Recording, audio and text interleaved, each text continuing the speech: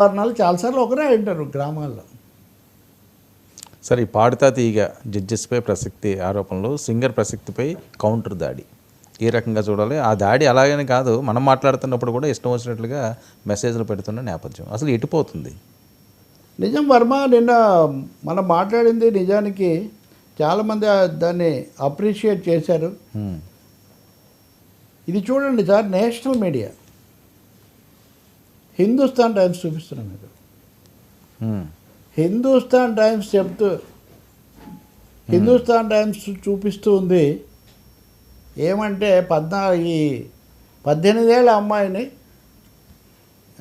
19 years old singer trolled అని ఆమెను ఏవేవో మాటలతో చేయటం. అంటే నేషనల్ మీడియా దృష్టికి వచ్చిందంటే అది ఏ స్థాయిలో జరిగిందో మీరు ఊహించండి. అవును, నిన్న మనం చర్చించింది కూడా ఎక్కువ మంది నిజానికి అప్రిషియేట్ చేశారు. ఒక మంచి సమస్య ఇదేదో సింగర్ ప్రవస్తికి లేకపోతే అక్కడ కొంతమంది సీనియర్ సింగర్లకు, మ్యూజిక్ డైరెక్టర్లకు, ఆ నిర్వహించిన సంస్థకు సంబంధించిన అంశం కాదు సార్. ఇది ఓవరాల్గా music shows, aspiring singers, training అయ్యి వస్తున్నటువంటి యువత, వాళ్ళకి సంబంధించినటువంటి అంశం ఇది.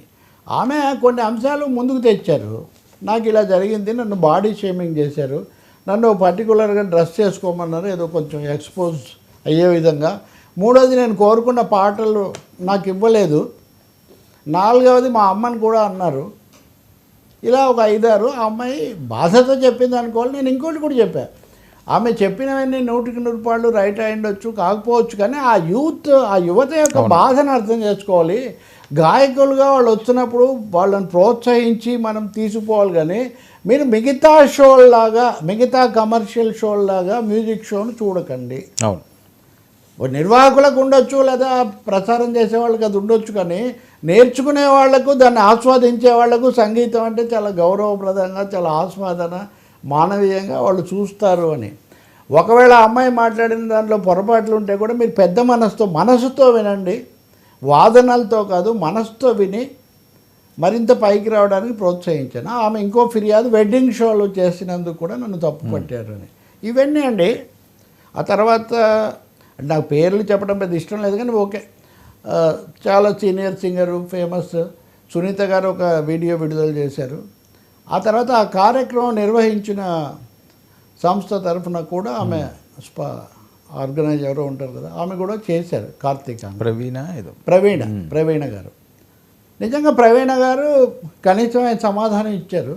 ఆ పాటలు మీరు సెలెక్ట్ చేసుకున్న రైట్స్ ఉంటేనే మేము చేయగలుగుతాము, లేవు. రెండోది, మేము పర్టికులర్గా డ్రెస్ ఇలాగే చేసుకోవాలని మేమేం చెప్పలేదు. ఈ రెండు చెప్పారు ఆమె. మూడోది, నువ్వు బాగా పైకి రావాలమ్మా, ఇదేదో నీకు బాధ అని కూడా ఆమె చెప్పారు. ఆమె వెర్షన్ ఆమె చెప్పారు.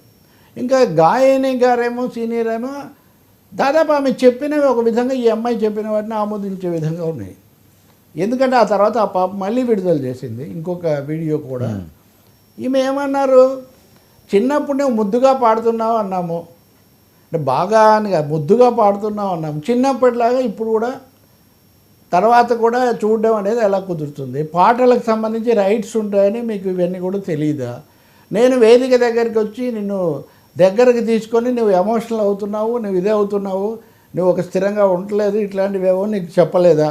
నేను చెప్పున్నాను కదా, చాలాసార్లు ఇది చేశాను కదా, ఇట్లా. అంటే పరోక్షంగా ఆమె చేసిన ఏ ఆరోపణలు అయితే ఆమె చేసిందో, పాటలు ఉదాహరణకు రైట్స్ నాకేం లేదు, నా మీద కూడా కొంతమంది ఎక్కువ మంది చాలా అప్రిషియేట్ చేశారు. కానీ బహుశా అంశాన్ని వివరంగా చర్చించింది కూడా మనమే. మనం పిల్లల తరఫున మాట్లాడతామండి, పాటల తరఫున మాట్లాడతామండి, మనుషుల తరఫున మాట్లాడతామండి. అంతేగాని షోలు ఇవన్నీ మనకి ఎందుకు చెప్పండి? కులం గురించి తెచ్చిన ప్రబుద్ధులు కూడా ఉన్నారు, వాళ్ళు ఆ కుళ్ళుకే వదిలేస్తా వాళ్ళని. అది మనకు అనవసరమైన పని.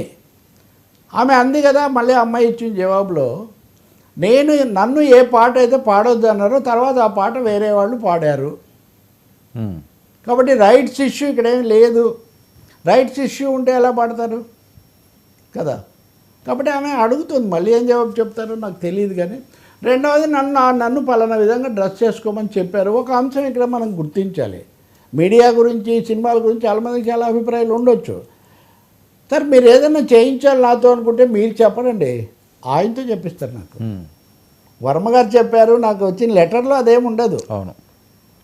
రవి నువ్వు పలానా చొక్కా వేసుకొని రావాలి, లేదా పలానా విధంగా ఉండాలి అని మీరు చెప్పించడానికి ఈ వ్యవస్థలకు అనేక పద్ధతులు ఉంటాయండి. అవును. భవిష్యత్తు కోసం పోటీ పడుతున్న వాళ్ళు దానికోసం తల వచ్చి ఏదో సర్దుకొని అయిపోయి అని అనుకుంటుంటారు. అందుకని మేము చెప్పామా, మేము ఉత్తర్వులు ఇచ్చామా, అది కుదిరే కథ కాదు. నాకు చెప్పారు అని ఆమె చెప్తుంది. మీరు అది తెలుసుకోండి, ఎవరు చెప్పారో, ఎందుకు చెప్తున్నారో. అంటే మీ సంస్థలో మీకు తెలియకుండా జరుగుతుందేమో దాన్ని విచారించి భవిష్యత్తులో ఇటువంటివి జరగకుండా మీరు చక్కదిద్దండి. ఇంకా నాలుగోది, ఎంత లేదన్నా ఆమె ఒక ఎమోషనల్ ట్రూమాకు గురైంది. ఇంకో మాట కూడా అన్నారు సునీత గారు, వెడ్డింగ్ షోలలో నేను కూడా అప్పుడప్పుడు ఎవరన్నా బలవంతంగా బాగా పరిచయస్తులైతే ఈ మధ్య కూడా పాడాను.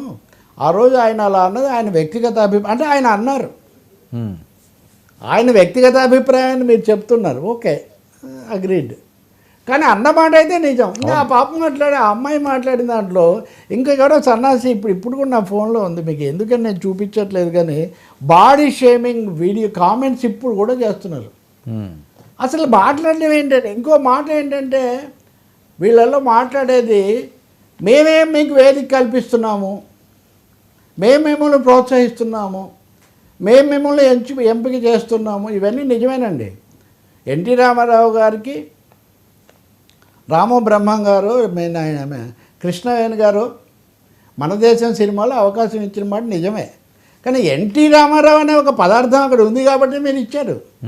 అవును. సో మీకు జీవితాంతం మీకు రుణపడి ఉండడం ఎంత ముఖ్యమో, ఆ మనిషిలో ఉన్నటువంటి టాలెంట్ను ఆ ఎలిమెంట్ వాళ్ళలో ఉంది కాబట్టి మీరు తీసుకొస్తున్నారు. కానీ నిజంగా ఆ పిల్లలు వచ్చి పాడకపోతే జడ్జీలకేమీ అక్కడ ఇది లేదు, అసలు ప్రోగ్రామే ఉండదు కదా. కాబట్టి ఎంతసేపటికి కూడా పొజిషన్ ఆఫ్ అప్పర్ పొజిషన్ నుంచి మేమేదో we are only mentors, we are only మేమే విధాతలం అన్నట్టుగా మాట్లాడడం కూడా అంత సమంజసం అనిపించలేదు. ఇప్పటికైనా నేను చెప్తాను, ఎవరో ఒక సీనియర్ సంబడి లైక్ కీరవ్ అని సర్దుబాటు చేసి, మూడవది కొంతవరకు దీన్ని ఇంకొంచెం ఈ మధ్యలో ఉన్న దొంతర్లు, ఆదేశాలు, ఆంక్షలు ఇట్లాంటి వాటిని తగ్గిస్తే చాలా బాగుంటుంది.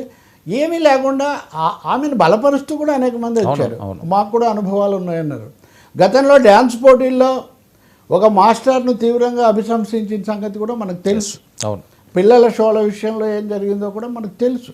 కొన్ని ఇంకా కూడా బయటకు వచ్చాయి. నేను అన్నీ ఇప్పుడు వ్యతిరేకత కాదు కదా మన ఉద్దేశం. స్వరరాగ గంగా ప్రవాహమే నేను అన్నట్టుగా ఈ స్వరరాగ గంగా ప్రవాహం నిరాఘాటంగా సాగాలి అన్నది ఉద్దేశం తప్ప ఇంకోటి కాదు. ఇంకొకటి ఇదేదో ఒక పాడుతా తీయకు సంబంధించింది కాదు. మ్యూజిక్ షోస్ ఇన్ జనరల్ సాధారణంగా వీటిలో జరిగే పద్ధతి గురించి మనం మాట్లాడుతున్నాం తప్ప, ఒకటైతే నిజం కదా వర్మ, సంగీతం అంతా పాడైపోయింది అంటున్న రోజుల్లో మళ్ళీ శ్రావ్యమైన రకరకాల పాటలు పైకి రావడానికి ఇవన్నీ దోహదపడ్డాయి కదా. ఇప్పుడు అది కళ కానిది విలువైనది అని ఘంటసాల పాడారు అనేక పాటలు అనుకో, ఆ జుమ్ తలగడి గుమ్మ అని పాడుతూ బాలసుబ్రహ్మణ్యం గారు వచ్చారు. ఆ తర్వాత ఇంకొక ఆయన ఇంకొంచెం డిఫరెంట్గా వచ్చారు. ఇదంతా ఇది నడుస్తూ ఉంటుంది కదా. ఇందులో ఒకదాన్నేమో గొప్పగా చెప్పి ఒకదాన్నేమో తక్కువగా చెప్పి అవకాశమే లేదు. ఈ అమ్మాయిని అమ్మాయిగా చూడండి.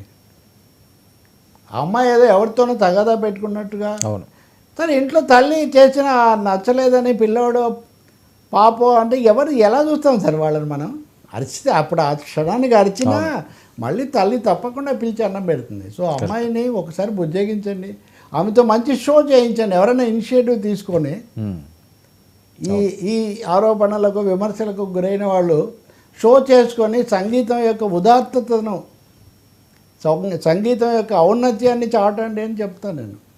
ఆ అవకాశం ఉంది, బహుశా జరగచ్చు కూడా మనం.